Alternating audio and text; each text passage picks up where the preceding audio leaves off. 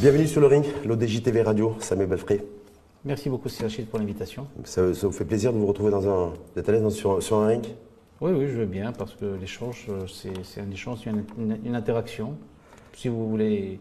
Interaction, interactivité pendant une petite demi-heure avec vous, ou une grosse demi-heure, ça dépend. Avec plaisir. Samuel Belfré, je rappelle que vous êtes directeur de l'École nationale supérieure des arts et métiers, Université Mohamed V, citoyen engagé, parcours d'engagement associatif et politique. Je rappelle que vous avez été également député de 2012 à 2016, de mémoire, et écrivain, auteur, parce que vous êtes mis aussi à l'écriture pour la lecture. Et donc c'est peut-être le mélange entre le profil académique que vous avez et le profil aussi de politique, de par votre engagement. Débat en 3 rondes thématiques avec vous. Samuel Belfré, premier rang de moraliser ou mobiliser, et comment? Parce que je rappelle, moraliser pour mobiliser un virage politique capital pour l'Europe, c'est votre ouvrage, donc on va y revenir longuement dessus. Deuxième rang, notre champ politique est-il amoral ou immoral? Et enfin, troisième rang, politique et société civile par extension. Qui doit moraliser qui? Premier rang thématique avec vous, Samuel Belfré. Moraliser qui pour mobiliser comment? Parce que quand on parcourt votre ouvrage, c'est la centralité, c'est le fil rouge et le fil conducteur. On a l'impression que vous êtes à la fois pessimiste et à la fois optimiste en disant voilà, pessimiste parce qu'il y a une démobilisation quelque part qui vous inquiète et qui vous êtes un peu le lanceur d'alerte. Et en même temps, vous dites il y a un virage à négocier, il ne faut pas le louper. Je réitère, merci infiniment pour l'invitation et puis de parler une fois de plus de mon livre présenté dernièrement au Salon du Livre. Moi, je ne suis pas d'accord avec vous.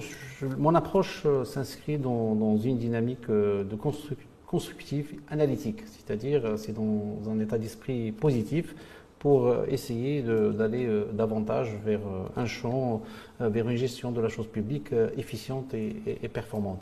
C'est-à-dire c'est vraiment dans la construction objective et constructive et positive. C'est pas autre chose. Ça veut dire que lorsque vous avez décidé de vous pencher sur l'écriture de cet ouvrage moralisé pour mobiliser un virage politique capital pour le Maroc, c'est que vous considérez que le champ dans son ensemble est quelque part un peu miné, non? Oui, heureusement, je pense que tout le monde a sa propre lecture de l'état des lieux du champ politique national. Moi, le pourquoi du livre, c'était d'ailleurs une partie de la réponse, c'était pour mettre à contribution mon retour d'expérience dans la dynamique de développement à travers le partage de mon expérience avec les jeunes d'aujourd'hui qui feront le Maroc de demain et qui ont l'envie de plonger dans le monde de la vie politique. Moi, j'ai eu la chance de siéger, de vivre des moments de l'action et de l'exercice politique universitaire. Et c'est ce retour d'expérience, pour moi, il s'agit d'une synthèse, d'un postulat tiré de ma propre expérience personnelle que je voulais partager aussi bien avec les jeunes qu'avec... Et quand vous dites moraliser qui, sur rappel, c'est la thématique de ce premier round, moraliser qui? Moraliser, ce n'est pas au sens très étroit, ce n'est pas au sens éthique de la chose, c'est au sens de levier garantissant l'engagement et l'adhésion et l'implication des citoyens dans la dynamique de développement. Donc c'est pas moraliser sur le terrain des valeurs et de se dire voilà, il y a le respect des valeurs et de l'éthique. Moralisation, c'est تخليق الحياة السياسية. C'est-à-dire, c'est au sens de la priorisation de l'intérêt public à l'intérêt privé, c'est au sens du sérieux, de la probité, de l'exemplarité, parce que cela, pour moi, représente une condition nécessaire poussant le citoyen à s'engager dans la dynamique de développement. Est-ce que ces conditions sont réunies aujourd'hui à la lumière de votre dernier ouvrage, Samuel Belfré, conditions favorables pour un engagement citoyen de nos concitoyennes et concitoyens? Écoutez, en politique, enfin je parle de la politique parce que c'est le moteur de la gestion d'une grosse partie de la chose publique, la perception que se fait le citoyen sur le politique est des fois beaucoup plus influente que la réalité elle-même. C'est-à-dire, les Marocains n'ont pas de problème avec le politique. Peut-être avec l'exercice ou la façon avec laquelle s'exerce la politique dans notre pays. Donc plus un problème avec la politique et l'exercice de la politique qu'avec le politique. Voilà, c'est ça. Le Marocain aujourd'hui, en fait, le schéma et la triangulation est très simple. est-ce que le problème de développement est une problématique qui n'est pas simple, qui n'est pas concentrée? C'est-à-dire développement économique, est-ce que dans votre ouvrage, je vous dis voilà. Développement social et économique. Le développement, c'est le modèle social, c'est le modèle économique. Ce développement, ce n'est pas un problème concentré. C'est un problème, c'est une réalité très complexe, où le sociologique se mêle, se confond avec le politique, avec l'économique, avec l'éthique, comme vous avec le culturel également. Avec le culturel. Et c'est pour ça que les pays qui sont en voie de développement, ont besoin, c'est une condition que j'estime nécessaire, qui est l'adhésion et l'implication des citoyens à un rythme très très poussé dans la dynamique de développement. Or, cet engagement, des fois, il est contraint par la perception des citoyens sur la façon avec laquelle la perception, Samir Belfry, ou la réalité de faits aussi, de politiques qui auraient fait défaut justement à l'éthique, au respect des valeurs, au respect de la morale partagée aussi, et qui fait qu'aujourd'hui il y a peut-être un climat de beaucoup plus de méfiance et de défiance que de confiance entre le politique et le citoyen. Écoutez, nous sommes en phase de construction. Je pense que le développement que notre pays a connu pendant les 2 dernières décennies, peut-être c'est le plus spectaculaire qu'il a connu pendant toute son histoire. C'est vrai, la construction du champ politique, il est toujours en cours. Elle n'est pas encore finie, il n'est pas figé, on n'a pas atteint les résultats attendus. Mais il faut s'arrêter sur là où le bas blesse, sur les dysfonctionnements. Et c'est là où je reviens sur des institutions, sur le fonctionnement de certaines institutions, notamment représentatives, comme le Parlement, comme le Conseil régional, comme les communes, comme le Conseil supérieur de l'éducation, formation, de la recherche scientifique. D'ailleurs, vous avez été membre de ce conseil. Et également de l'action partisane, le fonctionnement des partis politiques. Et puis parce que alors cela m'a interpellé parce que je voulais faire un retour d'expérience. D'autant plus que notre société vit dans une espèce de transformation sociétale qui est portée par le digital, qui est portée également par une transformation démographique. D'accord ? Et cela, pour moi, m'a poussé à dire quelles sont les garanties, quels sont les leviers nécessaires pour garantir plus de production en termes de développement. Je vais vous donner un exemple très simple. Le développement, c'est le développement repose sur le capital humain. Le capital humain, c'est un capital économique. C'est un capital économique qui repose sur les capacités de production que chaque individu acquiert, soit via un don, soit par ses capacités de formation, son savoir-faire. Et de travail. Alors, de ce fait, ce capital humain, quand vous avez une famille par exemple, c'est la triangulation. Le livre, il repose sur une triangulation. La famille, le développement et l'économique. Et le développement, la famille et l'éducation. Pardon, cette triangulation, éducation, famille, développement. Cette triangulation, c'est ce que j'essaie de développer à travers les différents chapitres de ce livre. Alors, une famille dont l'un des 2 parents est instruit garantit à ses enfants plus de chances d'acquérir les capacités de production. Et par agrégation et par addition, c'est une création de richesse du pays dans sa globalité. Alors c'est ça ce que je suis en train de dire. Pour garantir à ces familles de s'engager, à ses parents, de leur accorder plus de chances permettant à leurs enfants d'avoir plus de capacités de production, ils ont besoin d'acteurs politiques, d'institutions représentatives capables... De référents donc. De référents, exactement. Est-ce qu'aujourd'hui, les référents sont au rendez-vous pour donner du sens à ce que vous dites? Si vous me permettez, parce que là j'arrive au bout de mon raisonnement, parce que le politique, souvent, le citoyen a besoin de s'identifier. Il s'identifie dans l'exercice du politique. Et des fois, quand l'insatisfaction, des fois, n'est pas au rendez-vous, ça crée un désengagement. C'est-à-dire ça crée une indifférence par rapport à la gestion de la chose publique. Voire un rejet. Je peux vous donner ça peut aller jusqu'à un rejet, ça m'est Ça peut aller également jusqu'à un rejet. Et les statistiques, des fois, dans les élections, enfin, dans des phases de notre processus électoral, en témoignent. Je peux revenir sur 2007. Vous vous souvenez que la désaffection des urnes, ou le désengagement, où le citoyen, des fois, il dit, il y a même des citoyens, des fois, qui disent est-ce que ça sert réellement, un parti politique sert réellement à quoi? Est-ce que le politique est utile? Voilà, exactement. C'est une question qui se pose. Valeur encore aujourd'hui. Est-ce qu'il est normal en 2024, je rappelle à la lumière aussi de votre dernier ouvrage moralisé pour mobiliser un virage politique capital pour le Maroc, qui est une croissance du désengagement? Il y a différentes institutions. Il y a eu des consultations qui ont été faites dans ce sens. On voit qu'aujourd'hui, l'adhésion à une formation politique, l'adhésion à une centrale syndicale, aujourd'hui, on voit qu'il y a une décroissance de l'engagement.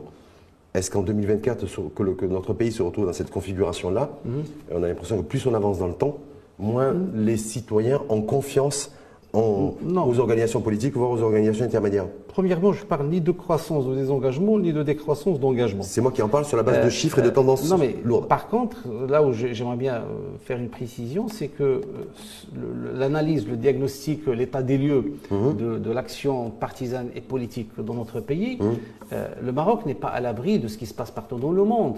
Le déclin des forces intermédiaires, ce n'est pas quelque chose qui est réservé à notre pays. Le monde entier, vous voyez un peu ce qui se passe partout dans le monde, et le rejet, et des fois l'image, la perception du citoyen lambda au monde entier sur l'exercice politique, parce qu'il y a, c'est vrai, nous avons notre particularité, nous avons notre spécificité, notre façon de faire l'exercice démocratique, c'est ce qui est en cours de construction. Je parlais tout à l'heure de la transition numérique. Aujourd'hui, le politique jouait le rôle d'intermédiation entre le gouverné et le gouvernement. C'est-à-dire le citoyen avait toujours, il était toujours à besoin qu'une personne prenne la parole en son nom. Mais aujourd'hui, avec les réseaux sociaux, chacun peut exprimer ses besoins, ses attentes. Ces attentes sont peut-être passées par quelqu'un. Et c'est pour ça que j'ai la place, et ce j'en parle, je parle de la démocratie représentative, la démocratie participative. Regardez, c'est très difficile de garantir un engagement d'un citoyen d'un citoyen dans une dynamique de développement local ou dans une institution ou même dans une société carrément. Et c'est beaucoup plus productif quand il se sent qu'il est utile dans le processus de construction. Et aujourd'hui, quand le citoyen il n'est pas dans cette conscience, alors il part sur les réseaux sociaux, il exprime ses ambitions, ses envies, ses positions même, pas forcément un mécontentement. Est-ce que ça veut dire que ça remet en cause, ou ça peut remettre en cause la légitimité même du politique aujourd'hui? Non, je ne suis pas d'accord. Dans une démocratie, on ne peut pas se passer des partis politiques, et encore moins des élections. Parce que le citoyen lambda, il a le droit de s'interroger aussi sur la légitimité, sur l'utilité du politique. Aujourd'hui, c'est un appel, pas une adaptation, mais à une prise en compte de la place de la transformation sociétale qui frappe de plein fouet toutes les sociétés, qui est portée par le digital. Le digital au service de l'exercice politique. Alors, est-ce que le digital, pour vous, il a apporté la transparence? Est-ce qu'il a, vous dites quelque part, il a modifié le rapport et la relation entre le politique et le citoyen, mais est-ce qu'en même temps, il apporte beaucoup plus de transparence sur les choses? Parce qu'on dit très souvent que, comme Internet, ça peut être une mine d'informations et de data, et en même temps la plus grande poubelle du monde, mais en même temps, est-ce que les réseaux sociaux, l'écosystème aujourd'hui, a mis beaucoup plus de pression sur le politique, parfois même jusqu'à le dénuder? Non, pas à ce point-là. Le digital, en fait, c'est une phase de l'histoire de l'humanité où vraiment l'intelligence artificielle, les réseaux sociaux sont non seulement un outil de travail, mais c'est devenu vraiment un mode de vie, un mode de fonctionnement, un mode de vie quotidienne. Et je pense qu'il y a des points positifs. Sinon, aujourd'hui, je pense que nul ne puisse nier l'avantage l'avantage de l'utilisation des TIC, je peux vous envoyer vers la gestion de la crise du Covid, où la distanciation remédier à la distanciation sociale était en grande partie résolue par le digital. Par contre, moi quand je parlais le politique, il a sa place. Mais il y a le point positif du digital, mais il y a également des points négatifs. Je peux vous donner quelques exemples. Aujourd'hui, vu l'avalanche d'informations qui circulent sur les réseaux sociaux, alors cela, des fois, peut également contraindre l'édification d'une opinion publique solide et structurée et positive. Des fois, ça donne même lieu à des aspects, à des positions consuméristes, voire extrémistes. Parce que c'est un peu, l'espace public, c'est pas la rue aujourd'hui, c'est les réseaux sociaux, et certains qui ne sont pas peut-être, qui sont dans des positions qui partagent d'autres valeurs, c'est ça en fait? Non, pas ça, c'est-à-dire c'est pas structuré, c'est-à-dire des fois on risque d'avoir un effet négatif de l'utilisation exacerbée et non rationnelle des réseaux sociaux au service de l'édification d'une opinion publique structurée et solide. Samuel Frey, on passe au deuxième round qui a pour thématique justement notre champ politique national est-il amoral ou immoral?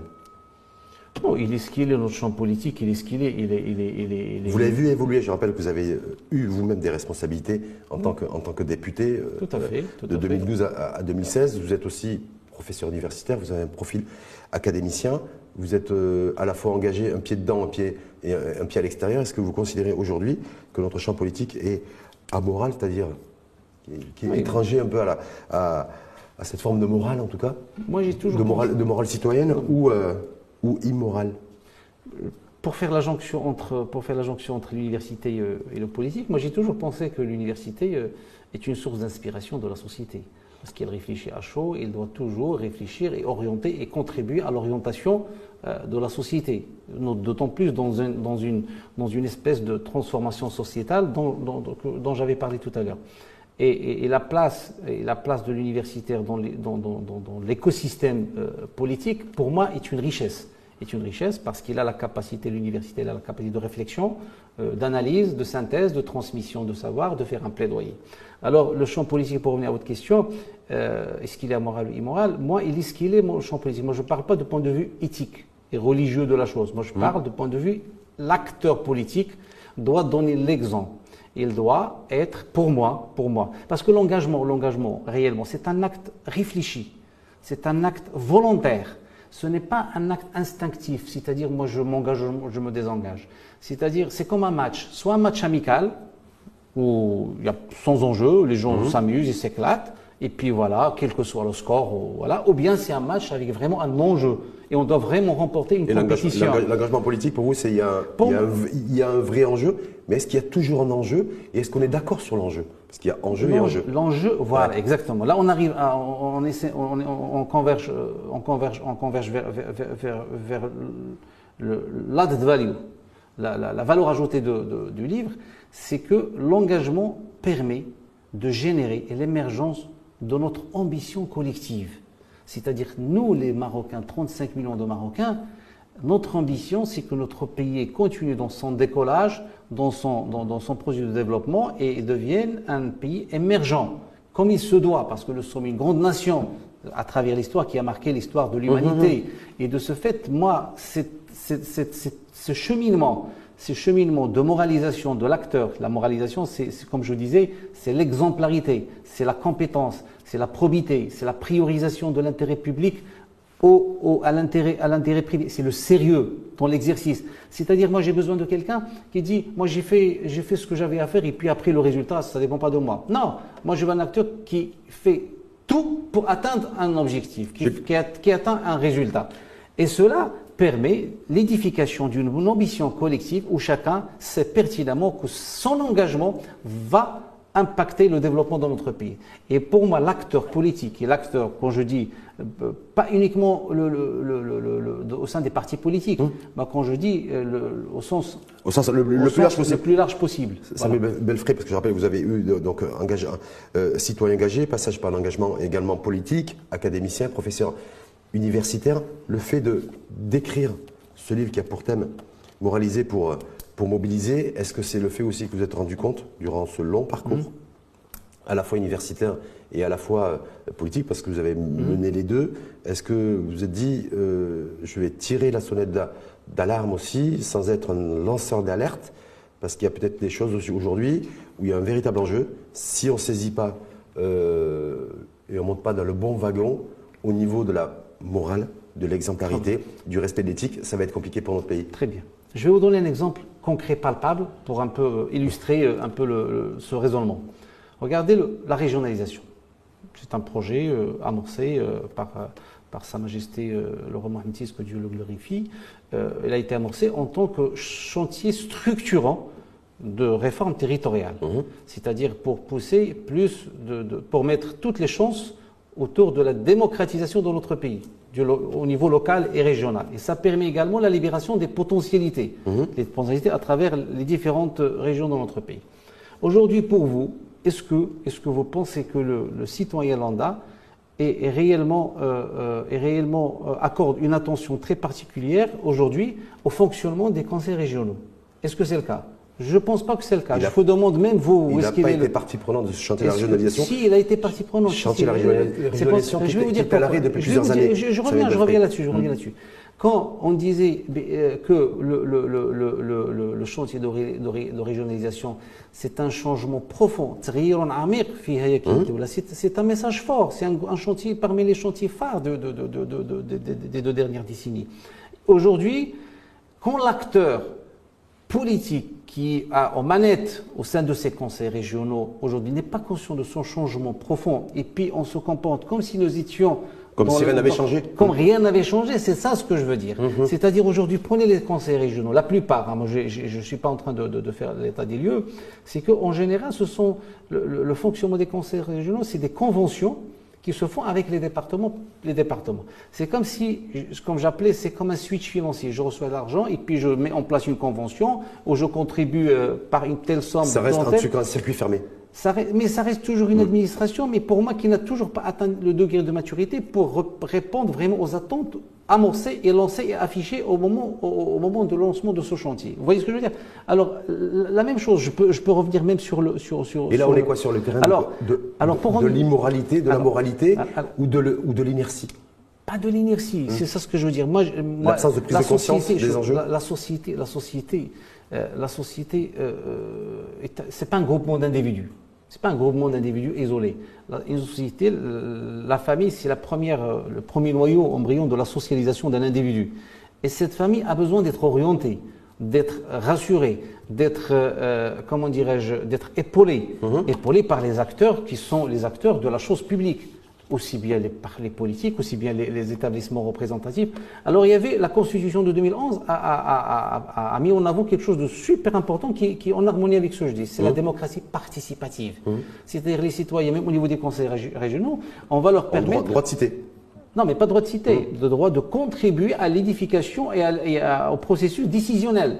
Et ça, les différentes institutions consultatives, comme le Conseil économique et social, et environnemental, le CNDH, le Conseil supérieur de l'éducation, de la formation et de la recherche scientifique, ce sont des institutions qui regroupent toutes les sensibilités, aussi bien politiques que universitaires, syndicales, associatives, pour pouvoir, c'est pas un lieu pour avoir une majorité ou une minorité, mais c'est un lieu de plaidoyer envers l'intérêt public, l'intérêt général. Alors cette tentative de mettre en place les fondements d'une démocratie participative pour remédier au dysfonctionnement de l'exercice représentatif qui, des fois... Est-ce que c'est pas plus trop théorique et pas suffisamment pratique, ce que vous dites là? Pourquoi? Est-ce que c'est plutôt le Samuel Belfré, l'académicien, qui Non, je suis en train de théorise vous mettre un peu Oui. dans le bain de l'exercice. Je parle des conseils où j'ai siégé. Moi, j'étais président d'une instance consultative du développement économique du conseil régional Rabat-Salé-Kinitra. J'étais député, j'étais membre du conseil supérieur. Je suis en train de vous dire un postulat, un postulat dans une espèce d'approche constructive, positive et analytique au service de remédier et d'assurer et de dire que l'engagement, pour moi, la moralisation, l'acteur politique doit donner l'exemple. Et d'ailleurs, Sa Majesté avait, lors du dernier anniversaire du Parlement, il a demandé de mettre en place une charte de moralisation. Une charte d'éthique. Une charte d'éthique de moralisation. Au Parlement, d'ailleurs, qui est en cours de validation, elle traîne d'ailleurs, ça traîne. Hein. Bah, ça traîne, ça, c'est au Parlement qu'il faut poser la question. Aussi, ça traîne. Mais pour moi, c'est un acte fort. L'engagement citoyen, tout le monde en est bien conscient. Mais pour moi, pourquoi je vous dis ça? Parce qu'il y a également des secteurs, je parle du capital humain, peut-être c'est la dernière partie, mais j'en parle. Je dis pour moi, la substance de ces institutions repose sur le degré d'engagement des acteurs et des personnes qui sont aux commandes et qui sont sous les projecteurs du citoyen. On va en parler dans le cas du troisième round thématique dans le cas de ce ring, l'ODJ TV Radio avec vous. Troisième round, politique, société.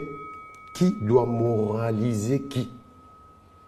Dans la configuration dans laquelle nous sommes aujourd'hui, à la lumière de votre ouvrage, vous avez pensé et réfléchi et rédigé sur le sujet. Qui doit moraliser qui lorsqu'on met en perspective les deux acteurs principaux, à la fois le politique et à la fois le citoyen. Pour ne pas être très théoricien comme vous le prétendez. Non, c'était juste pour me dire, est-ce qu'il y a... Je vais vous donner un exemple palpable. Oui. Voilà, c'est-à-dire, moi j'ai fait un état des lieux, j'ai un rappel historique sur l'exercice partisan dans notre pays depuis l'indépendance jusqu'à aujourd'hui, et puis l'évolution du champ politique, l'évolution de la place de la moralisation dans l'exercice politique. Et puis, je fais un postulat émanant de mon expérience personnelle, mais après, j'arrive à des propositions. Sinon, ça serait pas... Alors, comme proposition, je dis un député. Allez, prenons l'exemple. Un député, X, qui arrive et puis qui arrive à remporter une élection législative, et puis il revient 5 ans après. Je généralise pas, mais je parle de X. Alors pour les citoyens, pour lui, c'est une frustration. Comment se fait-il? Je vous ai vu à l'instant T plus 5 ans, vous êtes de retour et moi je vous ai pas...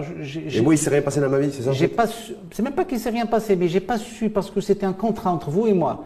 J'ai voté pour vous, mais j'aurais voulu savoir pendant ces 5 ans ce que vous faisiez, parce que vous me représentez. Vous êtes là, vous me représentez. Alors, je propose une chose qui est très simple. Parce que l'émancipation de la société passe également, pas uniquement par le législatif, elle passe également par le sentiment des citoyens dans le processus de construction et qu'ils sont utiles et qu'il y a leurs représentants doivent leur rendre des comptes et qu'ils sont là, qu'ils ont une place dans cet écosystème. Donc ça veut dire quoi? Ça veut dire que c'est le citoyen qui doit demander des comptes, c'est-à-dire mettre la pression sur le politique? Voilà. Non, même pas ça.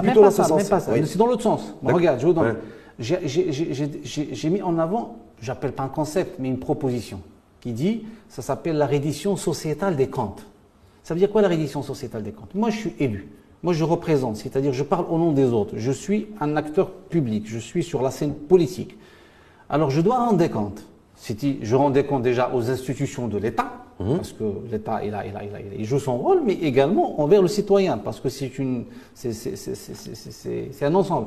Alors, tous les ans, je propose, à la fin de chaque année, les partis doivent exiger à leurs députés de publier leur bilan annuel. Et comme moi, en tant que citoyen, je sais que monsieur le député X, voilà ce qu'il a fait, aussi bien au niveau local, au niveau régional, au niveau national, et j'ai une idée. Et au bout de 5 ans, le choix mon choix est déjà, il a été construit au fil des 5 années.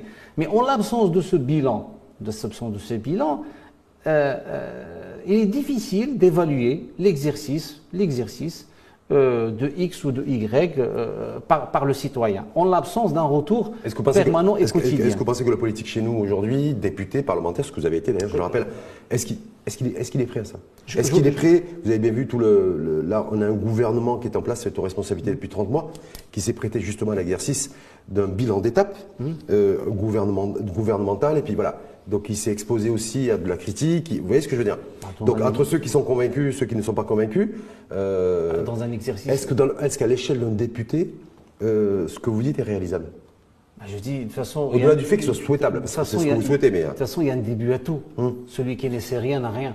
C'est-à-dire, sinon, on ferait rien. On dit, c'est pas possible, on n'avance pas, il faut essayer. Et puis après, rien n'est facile. Le plus important dans la vie, c'est pas le nombre d'échos que vous donnez, mais tout ce que vous pouvez endurer, on continue à avancer. C'est ça, les grands projets, c'est comme ça que ça démarre. Et je peux en citer plein. Je reviens, juste avant de revenir, le digital.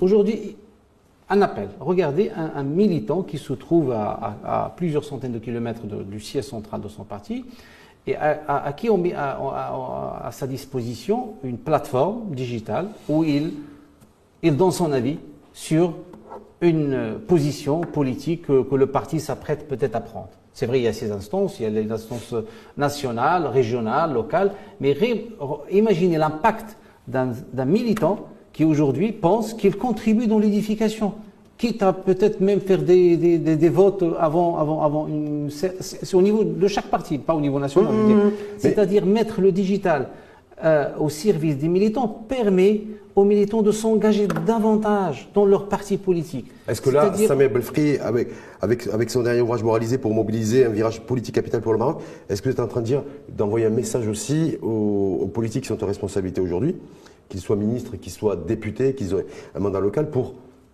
plus de transparence, plus d'efficacité, plus d'impact et plus de proximité. Utiliser les réseaux sociaux. On avait un député. Plus de proximité avec le citoyen. On avait un député, vous l'avez connu. Je crois qu'il était un peu député, un peu dans la même période que vous, Barbara Lafrèche, qui toutes les semaines. Oui, je me rappelle. Il avait essayé. Il y avait un podcast. Il faisait le résumé de compil de la semaine. Est-ce que vous incitez, vous inciteriez aussi tous les politiques à suivre le pas? Oui, pourquoi pas, mais ça peut être sous n'importe quelle forme. La forme, c'est pas moi qui mets ça en place. Ça peut être un podcast, ça peut être un bilan, ça peut être un fichier, ça peut être des images, ça peut être. En tout cas, une communication via les réseaux sociaux. Mais au moins une interaction avec celui qui vous a mandaté pour le représenter. C'est-à-dire, moi, je suis certain que cela permet aux citoyens de dire, tiens, ce député est revenu vers moi, alors moi, davantage, je vais faire ma part du contrat. Et le contrat se fait au niveau des familles. Quand je dis au niveau des familles, parce que c'est là où les choses se travaillent. Quand vous avez 1,5 million de jeunes qui n'ont jamais été à l'école, ça c'est quelque chose de très grave. L'éducation, il y a une grande contribution de l'éducation dans le développement d'un pays, dans le PIB. Je peux vous donner l'exemple du Ghana, c'est 23%. Je peux vous donner également l'exemple du Kenya, c'est 16%, je ne me rappelle pas. Ça veut dire, moi ce qui m'intéresse, c'est l'adhésion, l'engagement des familles, des parents, au service de leurs enfants, pour qu'ils disposent plus de capacité de production pour servir la dynamique de développement. Or, cela repose sur leurs représentants, les gens qui sont aux commandes dans la gestion de la chose publique. Et quand il y a la déception, c'est une frustration qui s'installe. Et qui peut être durable comme le développement d'ailleurs. Et après, peut-être chacun fait ce qu'il veut, et puis cela entrave notre ambition collective. Samuel Belfry, tout le monde nous parle beaucoup depuis qu'on a eu, et on s'en félicite tous, qu'on nous a attribué la co-organisation de la Coupe du Monde en 2030. On sait qu'il y a la CAN 2025. Lorsque vous, dans votre ouvrage, donc moralisé pour mobiliser un virage politique capital pour le Maroc, est-ce que cette échéance et ce target 2025-2030 sur le terrain de la moralisation et de la mobilisation, est-ce que c'est un rendez-vous essentiel à surtout ne pas louper? paix. Non, il ne faut pas le rater parce que c'est un moment avec l'histoire, c'est un moment avec l'histoire de notre pays. 2030, c'est pas une date, c'est pas une année comme les autres. C'est un projet qui a démarré, ça fait plusieurs décennies. Aujourd'hui, c'est une consécration, c'est une reconnaissance de la place du Maroc dans l'échiquier aussi bien sportif que de développement. Et je pense que cet essai, il s'agit d'un appel à tous les acteurs qui sont aux commandes de la gestion de la chose publique d'être à la hauteur de ce grand challenge, de ce gros moment qui, pour moi, est une partie de notre ambition collective. Parce que l'ambition collective, c'est avoir moins de disparités territoriales, c'est que chaque citoyen prospère et puis s'épanouit dans sa vie sociale. Et ce moment, pour moi, c'est un moment phare qui va contribuer également à avoir plus d'engagement, plus d'implication, plus de sérieux, bien sûr, sous le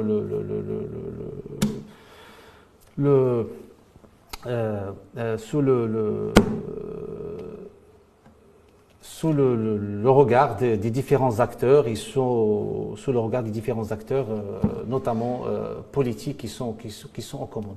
Samir Belfry, lanceur d'alerte avec Moraliser pour mobiliser, un virage politique capital pour le Maroc. Ce n'est pas une sonnette d'alerte, c'est un appel qui s'inscrit dans la construction positive et qui fait qu'on est dans la construction, qu'il y a des choses à rectifier, à réajuster. Il faut consolider les acquis pour l'intérêt de notre ambition collective, au service de la dynamique de notre beau pays. Merci beaucoup Samir Belfry d'être monté sur le ring, d'avoir mis le gant de boxe. C'est moi qui vous remercie pour cet échange. On peut être académicien, politique et politicien et être citoyen engagé et en même temps monter sur le ring pour un débat d'idées. Tout à fait, ça fait un immense plaisir. L'échange c'est toujours un moment de plaisir pour moi. Parfait.